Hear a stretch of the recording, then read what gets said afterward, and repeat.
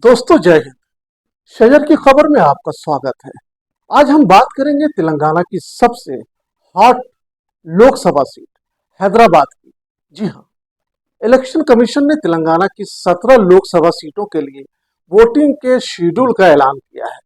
तेलंगाना में इंतखाबात के चौथे मरहले में वोटिंग होगी, यानी 13 मई को वोटिंग होगी। इलेक्शन का नोटिफिकेशन 18 अप्रैल को जारी किया जाएगा। लेकिन हैरत की बात तो यह है, गोदी मीडिया हैदराबाद लोकसभा सीट से बीजेपी उम्मीदवार माधवी लता को लॉन्च करने में पूरी ताकत झोंक दी है। जी हाँ, गोदी मीडिया का हर एक शो इन्हें जिताने में लगा हुआ है।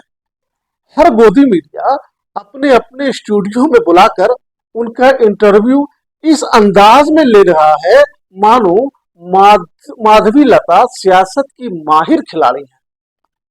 हैदराबाद के लोगों को ये बताने की कोशिश की जा रही है कि माधवी लता जीत गई तो हैदराबाद का नक्शा बदल जाएगा।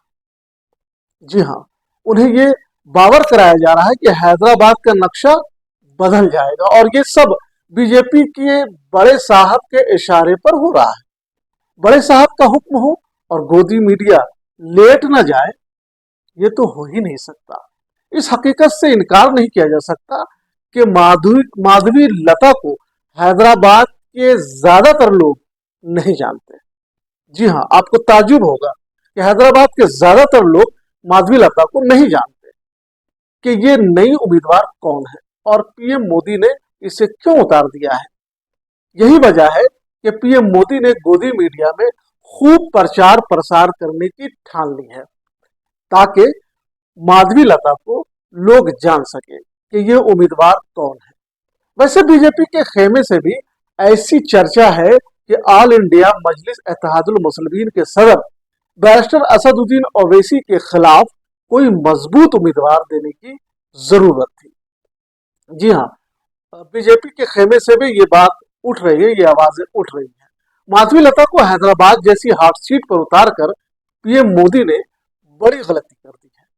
बीजेपी के खेमे से जो बात निकल कर सामने आ रही है, इस बात में सच्चाई है, क्योंकि बैरिस्टर असदुद्दीन ओवैसी का हैदराबाद एक तरह से गढ़ माना जा रहा है और यह किला काफी मजबूत भी है। जी हाँ, यह किला काफी मजबूत भी है, जिसे तोड़ पाना कम से कम माधवी लता के बस की बात नहीं है। माधवी लता अंदर ही अंदर खुश इस बात को लेकर हो रही है कि वो एक सियासत के माहिर खिलाड़ी के सामने मैदान में है, जो हैदराबाद के लोगों के दिलों में बसते हैं। जी हाँ, जिन्हें पूरी दुनिया जानती है और पहचानती भी है। इसी बहाने वो भी चर्चा में आ जाएंगे और बैरिस्टर असदुद्दीन ओवैसी के जरिया वो जानी और पहचानी जाएंगी। ये बात खुलकर सामने आ रही है। इस बार तो ऐसा ही होगा कि वो सिर्फ लोगों में जानी और पहचानी जाएंगी। हमारी टीम की सर्वे रिपोर्ट बता रही है कि माधवी लता अपने बीजेपी के पूर्व प्रत्याशी भगवत राव से ही हार रही है।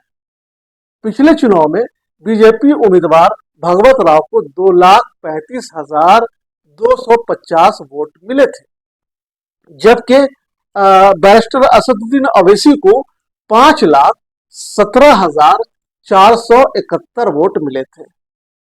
यानी बैरिस्टर असदुद्दीन ओवैसी ने जबरदस्त जीत दर्ज की थी।